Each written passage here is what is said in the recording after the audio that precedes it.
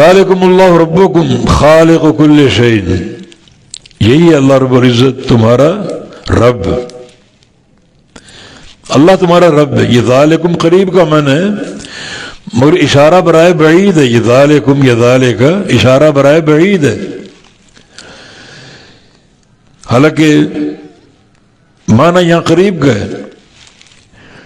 تو بعید کا اشارہ اللہ تعالیٰ کی رفعت کی نشاندہی کرتا ہے، بہت بلند اور بالا ذات، مخلوقات سے جدا اور بہت اوپر، تو یہ اس کی عظمت کو ظاہر کرتا ہے، حالانکہ اشارہ برائے قریب ہے مگر یہاں بعید کا اشارہ لا کر اللہ تعالیٰ کی رفعت مکان کو اور اس کی عظمت کو اجاگر کیا گیا ہے۔ ذالکم اللہ ربکم، یہی اللہ تمہارا رب، خالق کل شیء، ہر شے کا خالق۔ ربکم یہ خبر ہے، یعنی مضاف مضاف الیہ مل کر، اور خالق کل شیء بھی مضاف مضاف الیہ مل کر خبر ثانی۔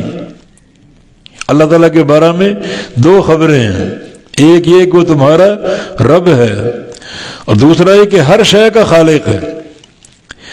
اور ہر شے کا خالق ہونا صرف اللہ نے دعویٰ کیا ہے۔ یہ کائنات میں بہت سے معبود لوگوں نے بنا رکھے ہیں، کسی کا یہ دعویٰ نہیں کہ میں ہر شے کا خالق ہوں، صرف اللہ کا دعویٰ، اللہ ہر شے کا خالق ہے، چھوٹے سے ذرے سے لے کر ان وسیع و عریض آسمانوں تک ہر شے کا اللہ خالق ہے۔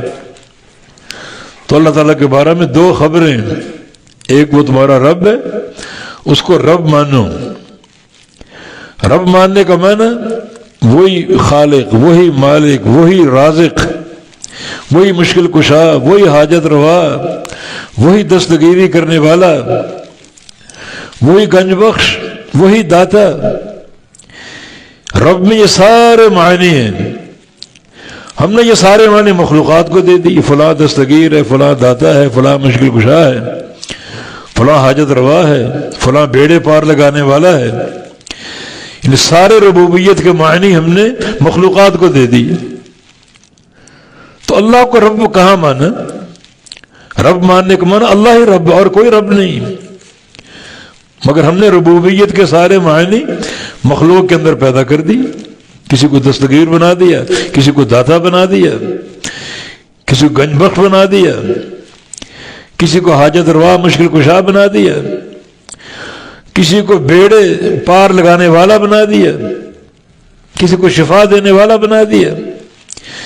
تو ربوبیت کے سارے معنی ہم نے مخلوق میں پیدا کر دی۔ یہ کون سا اسلام ہے؟ یہ کون سی توحید ہے؟ ایسے بندے جب قبر میں جائیں گے تو قبر کا آسان سوال، مر ربو کا، تیرا رب کون ہے؟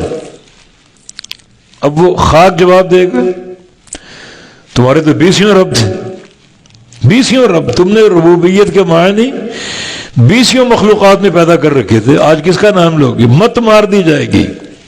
اس لیے وہ ہاں لا ادری کہے گا، یہ ہاں کلمہ تعجب ہے، اظہار تعجب کرے گا کہ میں نہیں جانتا، میں کیوں نہیں جانتا؟ سوال تو آسان ہے، جواب سجائی نہیں دے رہا، تیرے تو بہت سے رب تھے، کس کا نام لوگے آج؟ تو اللہ تعالیٰ ہی رب ہے اور ہر شے کا خالق بھی وہی ہے۔ جب وہ رب ہے اور ہر شے کا خالق ہے تو جس ذات میں یہ صفات ہوں گی وہی معبود ہوگا، عبادت کے لائق وہی ہوگا۔ تبھی آگے فرمایا کہ لا الہ الا ہو، نہیں ہے کوئی معبود مگر وہی، ان سچا معبود، حق معبود۔ باطل معبود بے تحاشا ہیں جو لوگوں نے بنا رکھے ہیں، ہر چوک اور ہر کوچہ اور گلی میں آپ کو ایک درگاہ ملے گی، بے تحاشا لاکھوں۔ عقل سے کام لو، ان میں سے کون خالق ہے؟ خالق ہونا دلیل ہے الہ ہونے کی، عبادت کے لائق ہونے کی۔ جو خالق ہوگا وہی معبود ہوگا، جو رب ہوگا وہی معبود ہوگا، یعنی توحید ربوبیت دلیل ہے توحید الوہیت کی۔ جن کو تم نے الہ بنا رکھا ہے، بتاؤ انہوں نے کیا پیدا کیا؟ فَلْيَخْلُقُوا ذَرَّةً، چیلنج ہے، سب کو جمع کر کے کہو کہ ایک ذرہ بنا کر دو، ایک ذرہ۔ ذرہ کا ایک معنی یہ ایک چونٹی ہوتی ہے، بالکل چھوٹی سی ایک چونٹی پیدا کر کے دکھا دو، مجال ہے؟ پھر یہ الہ کیسے ہو سکتے ہیں؟ معبود کیسے ہو سکتے ہیں؟ معبود کے لیے ضروری ہے کہ وہ خالق اور رب ہو، اور خالق اور رب اللہ ہے، وہی عبادت کے لائق ہے۔ اور جن کو تم پوجتے ہو، پکارتے ہو، عبادتیں کرتے ہو، ان کا بنایا ہوا ایک ذرہ دکھا دو، کیونکہ خالق ہی معبود ہوتا ہے۔ یہ کس چیز کے خالق ہیں؟ اور اللہ خالق کل شے، ہر شے کا خالق ہے، ایک باریک ذرے سے لے کر وسیع آسمانوں تک، اور اوپر کرسی اور عرش معلیٰ، جو چیزیں دکھائی دے رہی اس کا بھی وہ خالق ہے، جو نہیں دکھائی دے رہی ان کا بھی وہ خالق ہے۔ فَأَنَّىٰ تُؤْفَكُونَ، بس یہ لوگ کہاں بہکائے جا رہے ہیں؟ افک یا افک، افک کا معنی جھوٹ، جھوٹی تہمت، اور افک کا معنی بہکنا، بہکایا جانا۔ یہ لوگ کہاں بہکائے جا رہے ہیں؟ کون ان کو بہکانے والا؟ اتنی آیات بینات اور واضح دلائل اللہ تعالیٰ کی قدرت کے، اس کی توحید کے، مگر یہ لوگ بہکے ہوئے ہیں۔ ان آیات بینات کے باوجود شرک کرتے ہیں، بہت سے شرکاء مقرر کیے ہوئے ہیں، پھر یہ لوگ عذاب کے مستحق ہیں، اللہ تعالیٰ کی ناراضگی کے مستحق ہیں کہ یہ بندے دن رات اللہ کی غیرت کو للکارتے ہیں، غیرت کو چیلنج کرتے ہیں، کھاتے اللہ کا، پہنتے اللہ کا، پیتے اللہ کا، زمین اللہ کی، آسمان اللہ کے، عیش اڑاتے ہیں، اور جب عبادت کی باری آتی ہے تو غیر کے سامنے جھکتے، غیر کو پکارتے۔ کس قدر یہ اللہ تعالیٰ کو ناراض کرنے والے اور اس کی غیرت کو دلکارنے والے۔ یہ بات ایک مخلوق پیدا برداشت نہیں کر سکتی۔